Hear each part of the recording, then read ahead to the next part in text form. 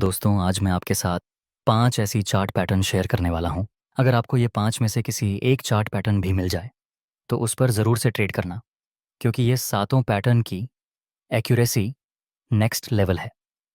सबसे पहली पैटर्न है असेंडिंग ट्रायंगल। ये पैटर्न में आपको एक स्ट्रॉन्ग रेजिस्टेंस देखने को मिलेगा और हर बार प्राइस नीचे हायर लो बना के ऊपर की तरफ मूव करता है और जहाँ ये रेजिस्टेंस और ये ट्रेंड लाइन मिलेगी, उसे एरिया को हम एपेक्स बोलेंगे। इस पैटर्न की एक कंडीशन है कि प्राइस मिनिमम इस ट्रेंड लाइन को 2 बार तो टच करना ही चाहिए, तभी हम इसको एक परफेक्ट असेंडिंग ट्रायंगल पैटर्न बोल सकते हैं। चलिए समझते हैं इसमें आपको ट्रेड कैसे लेना है। जैसा कि यहाँ पर आप देख सकते हैं, स्टार्टिंग में प्राइस ऊपर जा रहा था, उसके बाद प्राइस थोड़ा सा नीचे गिरता है। एक बार फिर से प्राइस ऊपर जाने की कोशिश करता है, लेकिन ये रेजिस्टेंस ऊपर की तरफ ब्रेक नहीं हुआ और मार्केट यहाँ से ही रिवर्स हो गया। जब प्राइस नीचे आता है तो प्राइस इस सपोर्ट तक भी नहीं पहुंच पा रहा।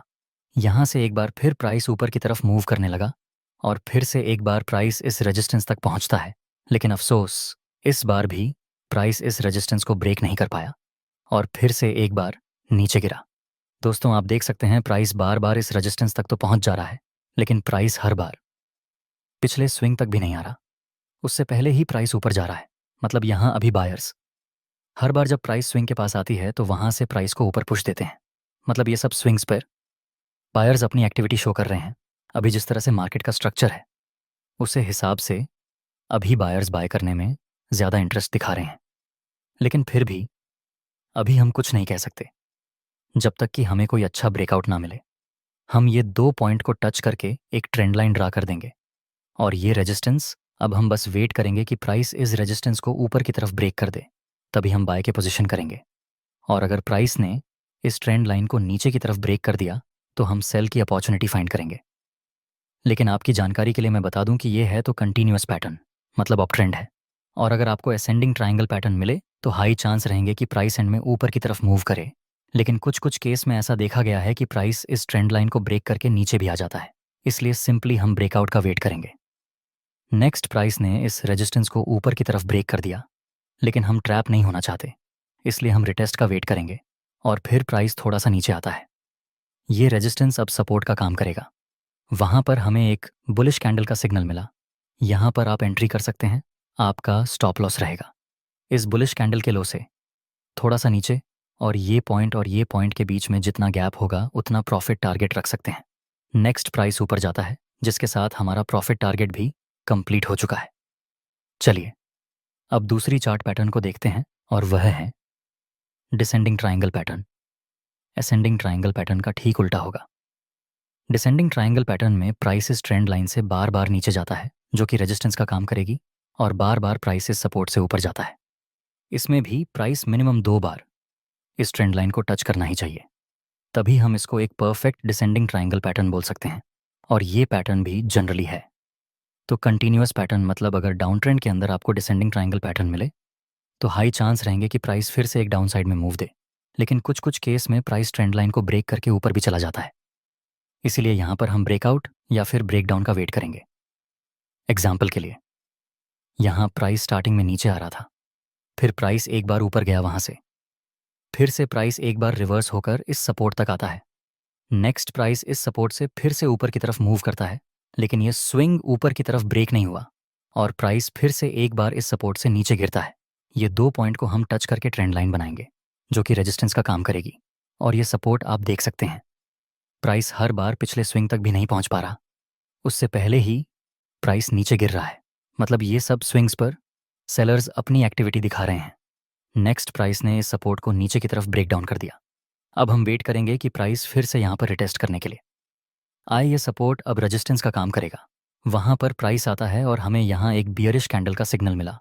अब आप सेल में एंट्री कर सकते हैं, आपका स्टॉप लॉस रहेगा इस बियरिश कैंडल के हाई से थोड़ा सा ऊपर, और प्रॉफिट टारगेट के लिए आप ये पॉइंट और ये पॉइंट के बीच में जितना गैप होगा उतना प्रॉफिट टारगेट रख सकते हैं। चलिए मैं आपको एक बोनस टिप देता हूं। अगर असेंडिंग ट्रायंगल पैटर्न और डिसेंडिंग ट्रायंगल पैटर्न दोनों ही पैटर्न बड़ी टाइम फ्रेम में मिले, जैसे कि 1D 4H 3H, तो उसमें इसकी एक्यूरेसी बहुत ही ज़्यादा होगी। और जब भी इसमें ब्रेकआउट मिले तब हाई चांस रहेंगे कि प्राइस काफ़ी बड़ा मूव ब्रेकआउट की साइड दे।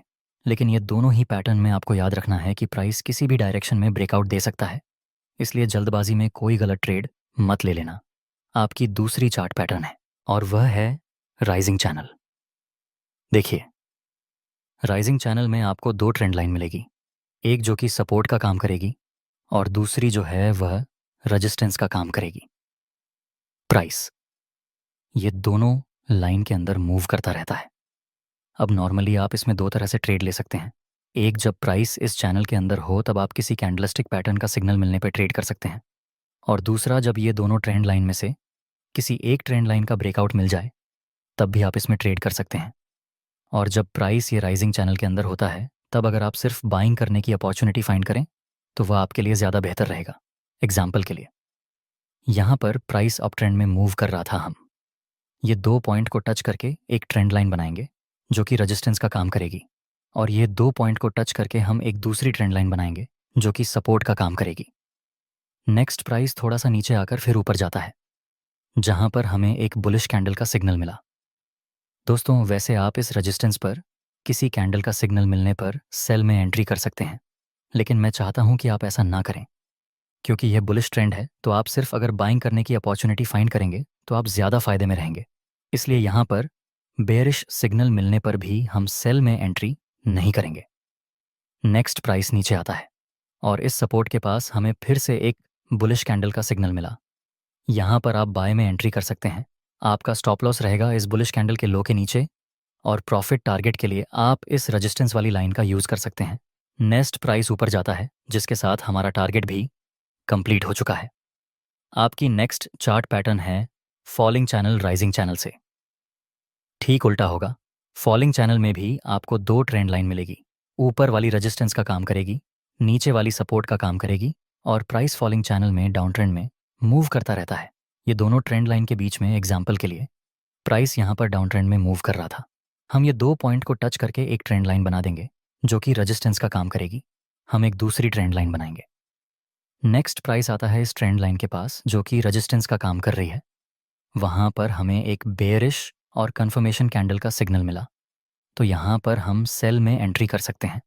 हमारा स्टॉप लॉस इस कैंडल के हाई से थोड़ा ऊपर रहेगा, और प्रॉफिट टारगेट इस ट्रेंड लाइन के पास नेक्स्ट प्राइस नीचे गिरता है जिसके साथ हमारा प्रॉफिट टारगेट भी कंप्लीट हो चुका है। अभी हम देखें तो प्राइस इस सपोर्ट के पास एक बुलिश कैंडल का सिग्नल देता है। डाउन ट्रेंड है, इसलिए हम यहाँ पर बाय में एंट्री नहीं करेंगे। हम वेट करेंगे कि प्राइस अगर फिर से इस ट्रेंड लाइन के पास आता है और वहाँ पर हमें कोई बेयरिश सिग्नल मिले तो हम सेल में एंट्री करेंगे।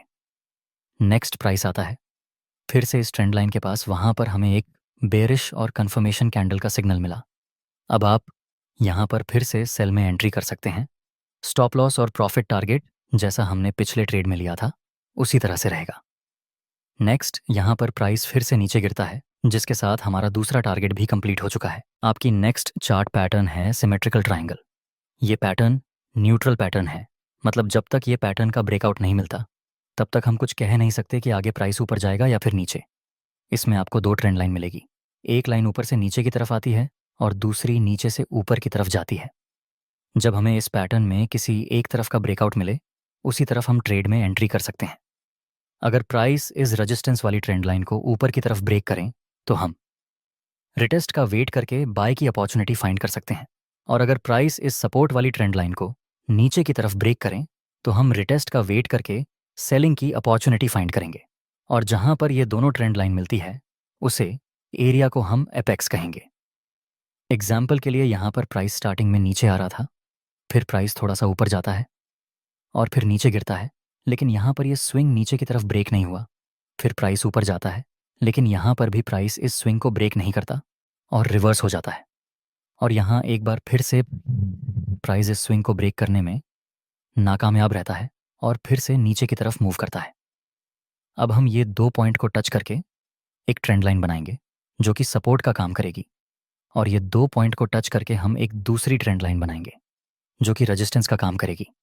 अब हम वेट करेंगे कि प्राइस ये दोनों में से किसी एक ट्रेंड लाइन को ब्रेक कर दे। जिस डायरेक्शन में ब्रेकआउट मिलेगा उसी डायरेक्शन में हम ट्रेड में एंट्री करेंगे।